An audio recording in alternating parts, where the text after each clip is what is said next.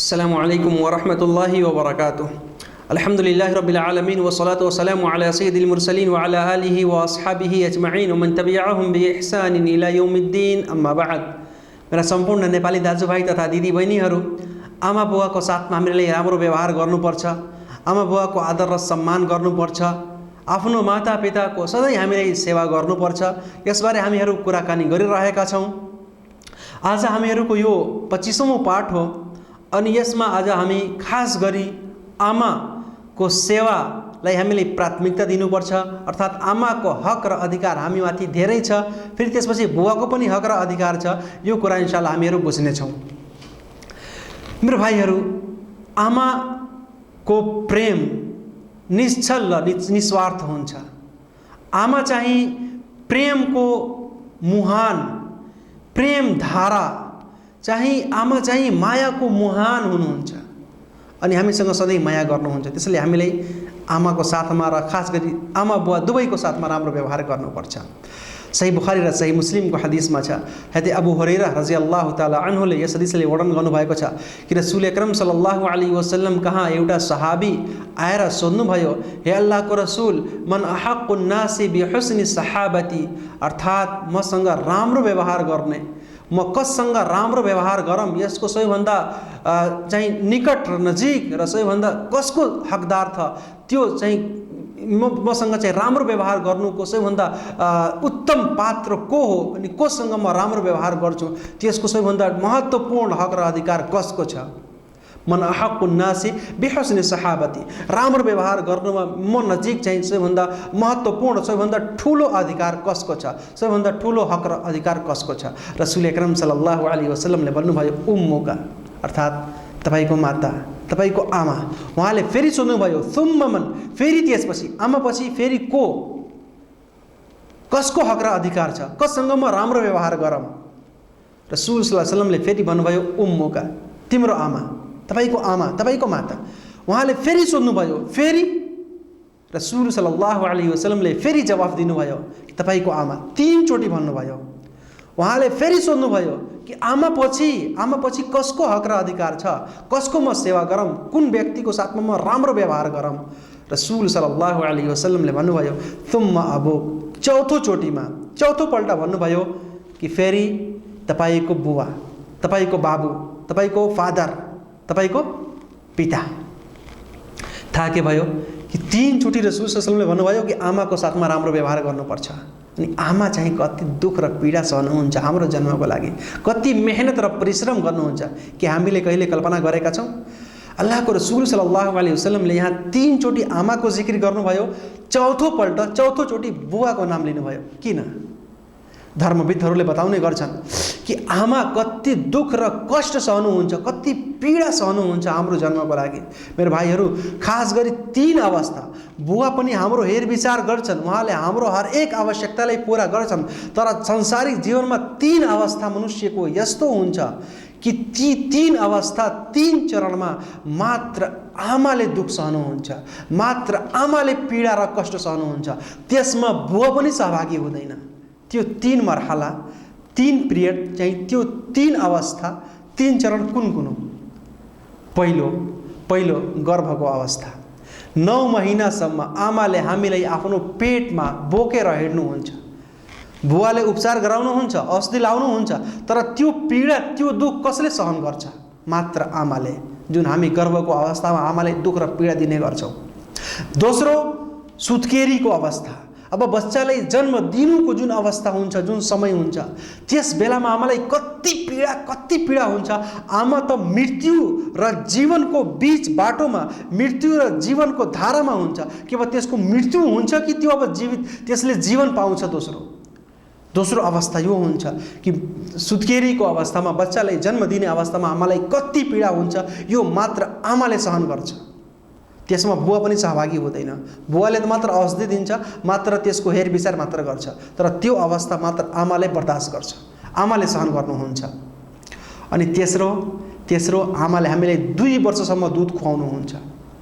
हामीले आमाको दुध 2 वर्षसम्म खाने गर्छौँ अनि यो अवस्था पनि मात्र आमाले सहन गर्नुहुन्छ। हाम्रो सम्पूर्ण हेर विचार, हाम्रो पालन पोषण, हाम्रो बाल्यकालको जुन अवस्था हुन्छ, जुन बाल्यकाल हुन्छ, त्यो सम्पूर्ण कुरामा आमा जति ध्यान दिनुहुन्छ बुवाले ध्यान दिनुहुन्न। बुवाले ध्यान दिनुहुन्छ तर दुध त हामी आमाका खान्छौँ।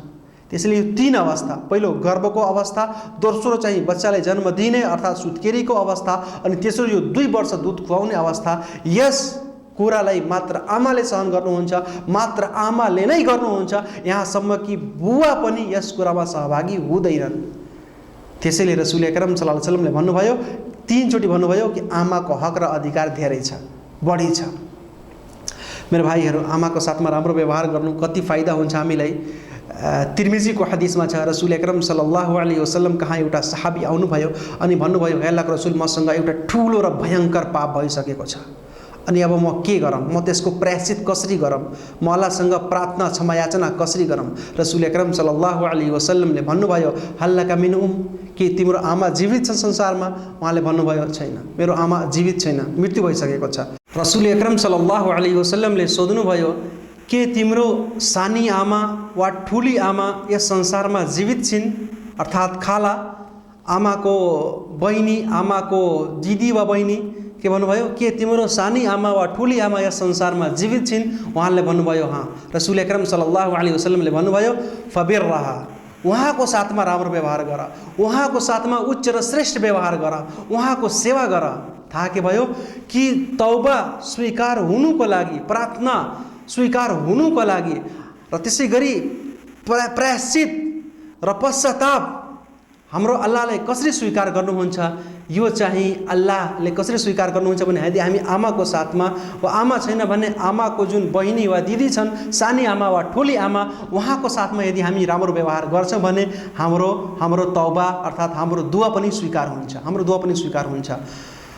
अल अदबुल मुफरद हदिसमा छ, हैते अब्दुल्लाह इब्न अब्बास रज़ियल्लाहु ताला अन्हु कहाँ एउटा मान्छे आउनुभयो, आएर भन्नुभयो कि म चाहिँ एउटा महिलालाई, एउटा केटीलाई मैले प्रस्ताव दिए थिएँ बिहे गर्नुको लागि, अनि त्यसले मसँग बिहे गरेन, अर्कैसँग त्यसले बिहे गर्यो, अनि चाहिँ मैले चाहिँ क्रोध आयो, मलाई रिस उठ्यो, अनि मैले त्यसको हत्या गरिदिएँ, मैले त्यस महिलाको हत्या गरिदिएँ। के मेरो लागि तौबा छ?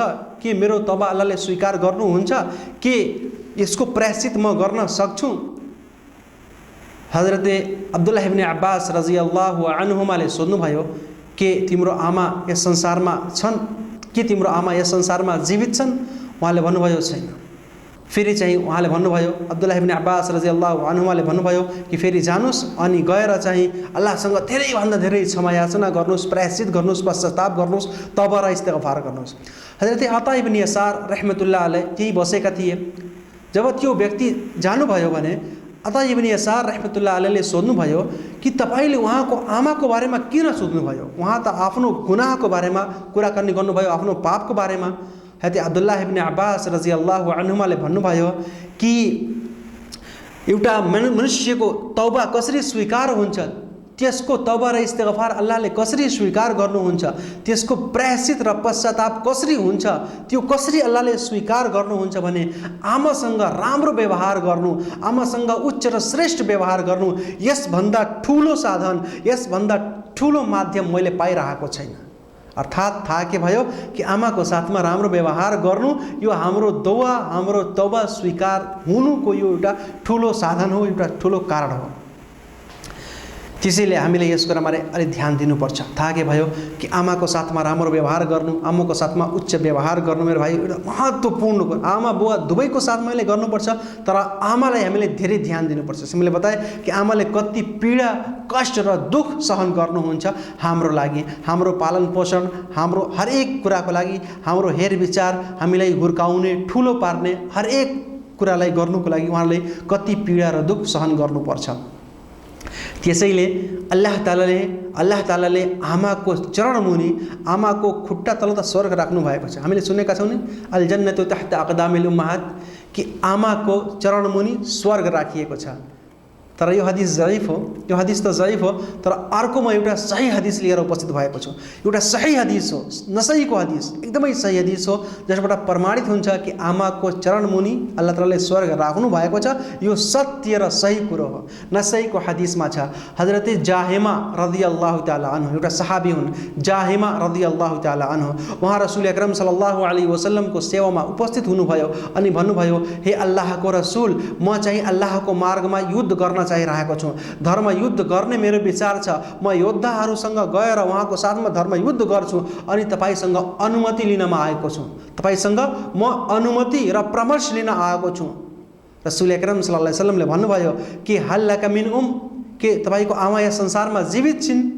उहाँले भन्नुभयो हाँ जीवित छिन्। रसूल अकरम सल्लल्लाहु अलैहि वसल्लमले भन्नुभयो फल्जमहा फइन्नल जन्नत तहत रिजलैहा, आफ्नो आमालाई समाति राख, आफ्नो आमाको सेवा गर, आफ्नो आमाको हेरविचार गर, आफ्नो आमाको साथमा राम्रो व्यवहार गर, किनभने स्वर्ग त उहाँको चरण मुनि छ, स्वर्ग त अल्लाह तालाले उहाँको खुट्टा तल राख्नु भएको छ।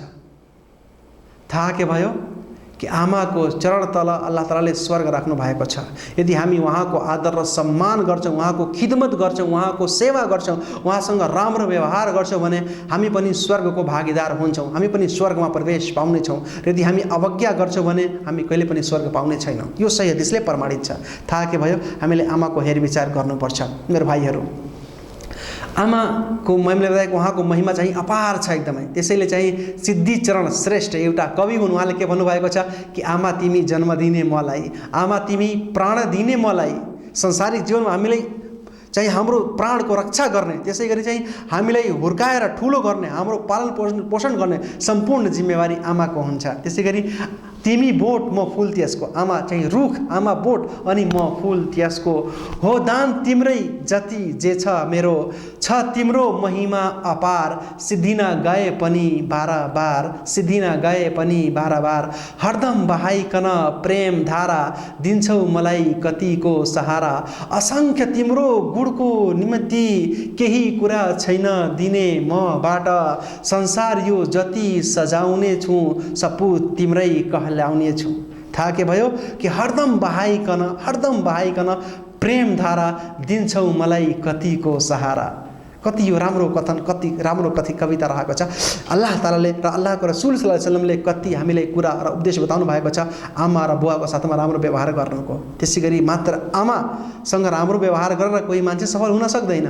आमाको साथमा हामीलाई राम्रो व्यवहार गर्नुपर्छ र आमाको साथसाथ बुवाको पनि हामीले हेरविचार गर्नुपर्छ। आमा र बुवा यो साइकलको दुईवटा चक्का जस्तै नै हुन्।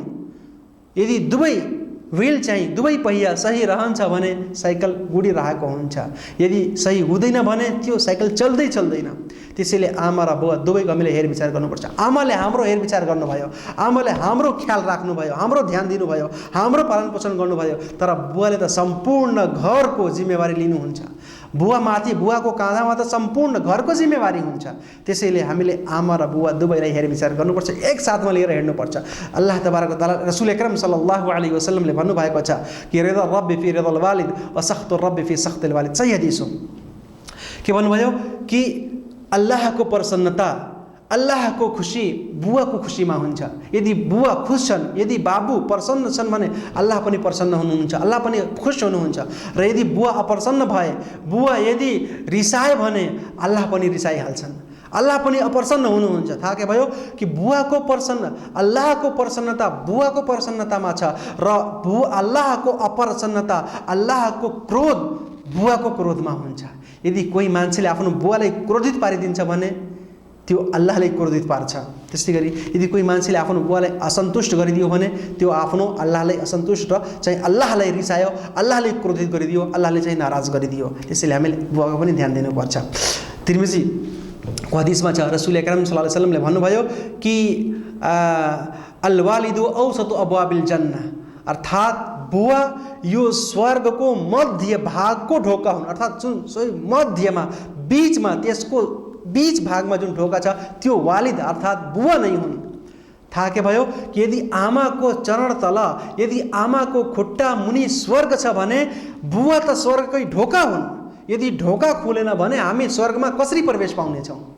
सही हदिसले प्रमाणित छ कि स्वर्गको बीचवाला ढोका यो बुवा नै हुन्। त्यसैले यदि हामी स्वर्गको ढोका खोल्न चाहिरहेका छौँ भने बुवाको साथमा हामीले राम्रो व्यवहार गर्नुपर्छ, बुवाको साथमा पनि हामीले राम्रो व्यवहार गर्नुपर्छ।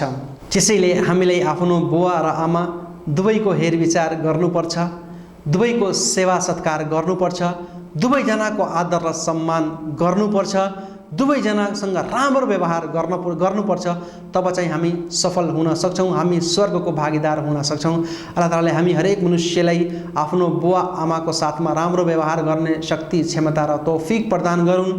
त्यसै गरी उहाँहरूको छाया हामीमाथि सलामत राखौँ र यदि हाम्रो बुवाहरूमध्ये कोहीजनाको यदि बुवा आमाको मृत्यु भइसकेको छ भने अल्लाह ताआलाले उनीहरूलाई स्वर्ग प्रदान गरून्। इन्शाअल्लाह अब यसमा जुन भाग शेष छ इन्शाअल्लाह त्यो म भोलि लिएर उपस्थित हुनेछु अनि बुवा आमाको आदर र सम्मानको बारेमा, उहाँको हक र अधिकार बारेमा केही अरू कुरा हामी गर्नेछौँ। अल्लाह ताआलाले हामी हरेक मनुष्यलाई हरेक राम्रो कर्म गर्ने शक्ति देऊन्। आमिन। अस्सलामु अलैकुम व रहमतुल्लाहि व बरकातुहू।